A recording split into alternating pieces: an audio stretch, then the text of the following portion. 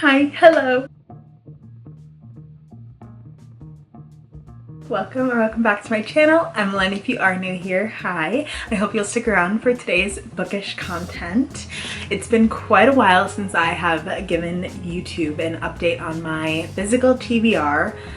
So that's what we're here to do today.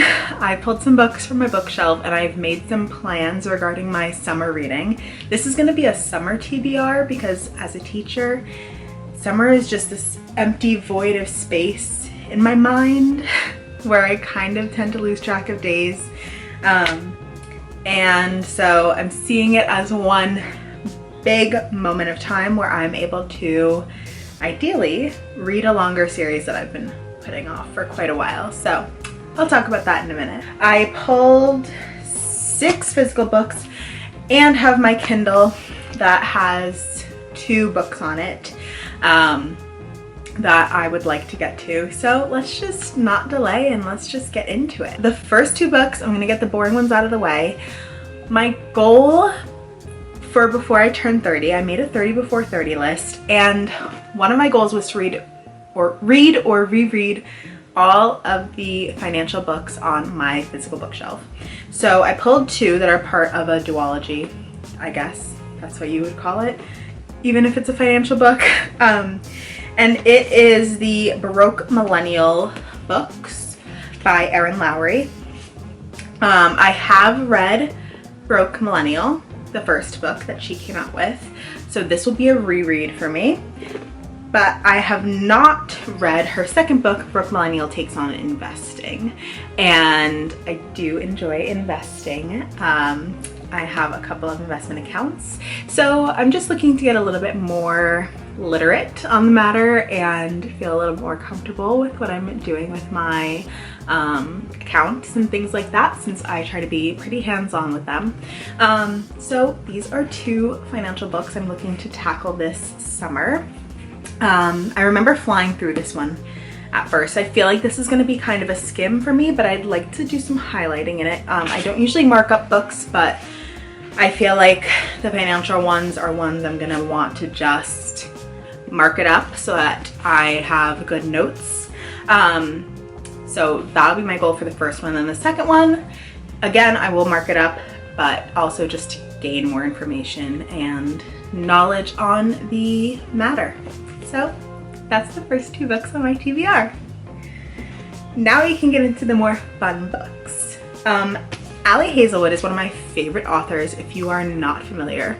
I highly recommend you start with The Love Hypothesis. I own every one of her books except one that is a newer release. I did read it on, I actually listened to it, the audiobook version, but I don't own a copy of it. But that's the only one I don't own. But I was perusing a local bookshop the other day over in Pauling, and I saw that she released another new book. This girl is just cranking out the books and I'm here for it. So this one is Problematic Summer Romance, a standalone novel by Ali Hazelwood, and all of her books are actually standalones, which is kind of nice. You don't have to read them in any particular order, although their universes are kind of like overlapping and things like that. But yeah, I just thought it was so perfect for going into summer. We love a summer romance, even if we are engaged. It's still fun to go on summer dates and, I don't know, feel like you're like young and in love and going for a summer drive. So I'm hoping this book encompasses those kind of feels because it will be my like lazy reading. I will probably be reading a couple of these books at the same time. I am not a good person to read one book and then put it down and then pick up another book. I will have like a book that comes to work with me, a book that I listen to in the car, a book that's next to my bed, and they'll all be different books. And that's how I read. So yeah, this is gonna be, I don't know, either my At Home in the Hammock book, or it might come to work with me just when I am probably gonna finish it. Oh, okay. I take that back. I don't read the back of books ever. I just was reading this. And actually, this book would actually be like a second book. What was the last book I just read of hers? Oh my god. Ali Hazelwood wrote a book called Not in Love, and I had just recently finished that book. And after just reading the first line of the back of the book, which I never do, so I didn't actually know about who was in this book. This is a follow-up to Not in Love, and references to the characters in that book, or side characters in that book. Maya Kilgore, who is the male main character's younger sister, and then Connor Harkness, who is the male main character's best friend. So that is what this book is about. That makes me even more excited to read about it, because I was wondering what was going to happen with their little thing from the first book. So that's exciting. Yay, love a problematic summer romance. The next one is also kind of very summer romancy. I know I'm late to the party with this, but it is People We Meet on Vacation by Emily Henry. This is my friend's book club pick. There's just 3 of us in the book club, and we're long distance besties, so this is the way we like kind of stay in touch. I think we are planning to get together in August to talk about this book, so I have had this on my bookshelf for literally years. I read like all of Emily Henry's stuff a couple years ago, then when this was like the new release, I think, from that summer, and I bought the physical version of it and never read it. So I put it in the pod. It got picked as this month's, or this quarter's pick for our book club, and so I finally have to read it. And I don't know, I actually have no idea what this book is about. I don't read the backs. I just read the books. I don't know if that's a good thing or a bad thing, but people do love Emily Henry. I loved her stuff that I've read too. It's great. It's a good read. It's nothing like wild. So I should just do it, right? Rip the Band-Aid. All right. The next book is a little heavier. This is a memoir, I'm pretty sure. Or is it a novel? This might be yeah, it is a novel. So this is, Red at the Bone by Jacqueline Woodson. She is an author I love. I've read her memoir, Brown Girl Dreaming. I've used it in class even with my students. She also wrote another Brooklyn, which I have not read by her, but this book has also been on my bookshelf for quite a while, and I feel like it's not that big, and I know I like her writing, so I'm interested to dive into it and have this to kind of break up the lovey-dovey summer romances and the financial books. So yeah. Not much to say about that one. Again, I did not read anything that it's about, so I just know I like the author. All right, last physical book, even though I've got 2 additional books on my Kindle that I've just saved. I intend to read the Throne of Glass series this summer. I had tried to start it, and I did read the first 3 books, I'm pretty sure, maybe even 4 books.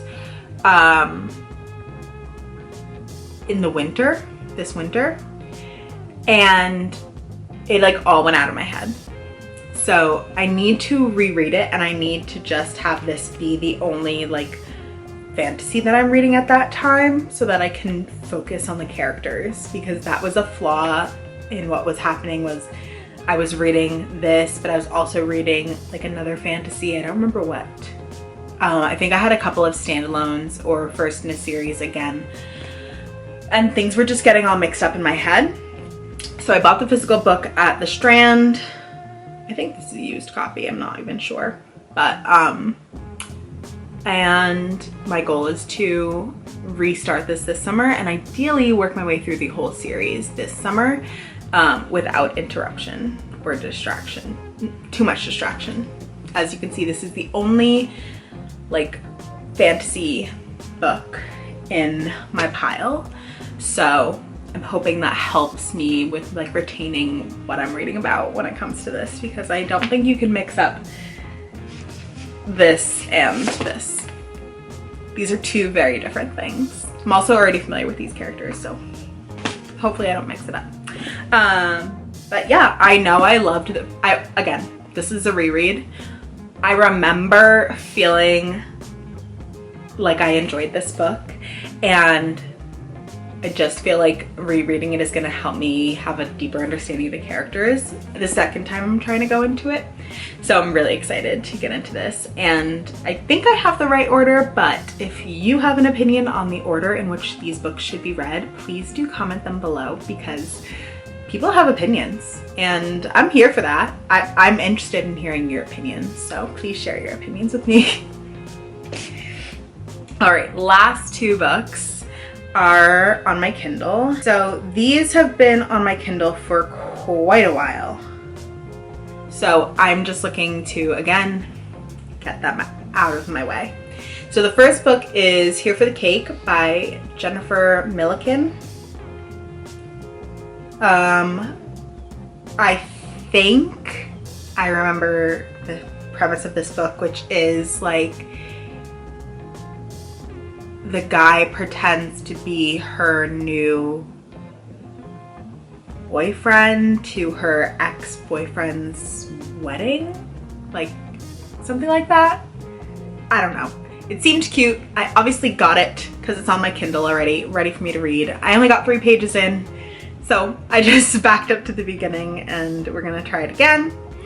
The second book, I'm thinking I'm gonna save until the end of summer, because the second book is a Halloween romance novel. But I love like the idea of reading this as I'm like finishing out summer, getting ready to restart the school year, maybe the beginning of September when it's technically still summer, but like you want it to feel like fall. So I'm intending to read Spookily Yours by Jennifer Chipman. Such a cute cover. Can we just take a moment for that? Love it. So again, I got to the second chapter in this book, no idea when. Obviously it was important enough that I got it on my Kindle, so I'd like to finish it. So what's that? 8 books. I've got 8 books to read this summer. Well, more if you include the rest of the Throne of Glass series, but even without that, 8 books on my physical TBR this summer. Can she do it? Do you have high hopes? I have high hopes. I think I can do it. What should I start with first? Should we pick? Ooh, yeah, let's pick. Ooh, this is gonna be exciting and nerve-wracking at the same time. Let me get some paper and a jar. All right, so I've never made a TBR jar before, so this is exciting. The only book I'm not gonna put on it though is Spookily Yours, because I know I wanna save that for the end of summer, but everything else is fair game. Although maybe I should also only put the first Broke Millennial book, and I won't put Broke Millennial Takes on Investing because I kind of want to reread those in order. So we'll have 6 book options. Red at the Bone, going in. People We Meet on Vacation, Broke Millennial, Throne of Glass, Problematic Summer Romance, and lastly, Here for the Cake. Okay.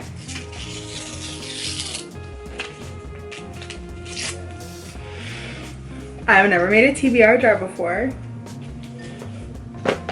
I also don't have a jar, so I'm just using my, like, I don't know, this thing I keep in the kitchen. Let's give it a good shake. Woo! Put it back in there. Okay. What's it gonna be? What's it gonna be?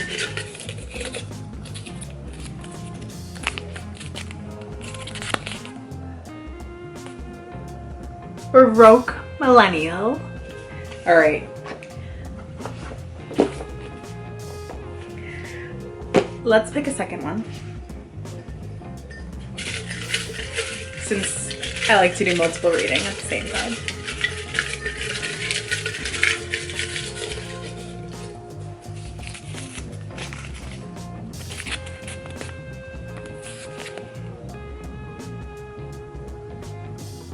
Here for the cake. All right, those are my first two reads. Broke Millennial and Here for the Cake. I'm so excited for summer reading. Oh my goodness. This is gonna be so much fun. So let me know if you want me to do some reading vlogs because I do have a hammock outside. I've got also a chair that I'm looking to put up outside on our back deck. That's like a fabric. It's almost like a hammock chair. I just have to figure out how to hang it. But potentially some wonderful summer reading vlogs ahead. So yay! Let's get into the summer reading. Let me know what's on your TBR this summer, or even this month if you do monthly TBRs. And I can't wait to do an end of summer check-in to see if I hit these things. That's always the most nerve-wracking part, in my opinion. But let me grab my bookmark. It's one of the magnetic ones made on the Cricut. I love these. And it's gonna go right into Broke Millennial. Chapter 1. Now it's really real. Thanks for hanging out with me, and I hope I'll catch you in the next one. Bye.